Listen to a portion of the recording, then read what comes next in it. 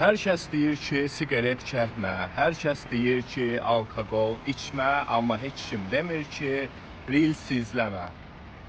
Araşdırmalara görə Instagram və TikTokda izlədiyimiz o kiçik videolar bizim beynimiz üçün və ümumiyyətlə bədənimiz üçün alkoqoldan və siqaretdən daha zərərlidir.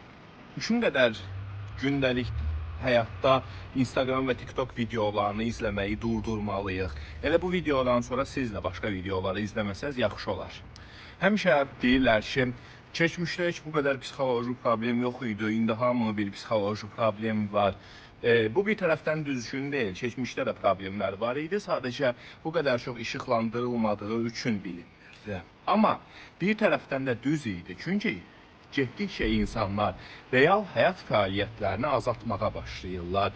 Artıq insanlar çöldə görüşmürlər bir-birləri ilə, haramısa gəzməyə getmirlər.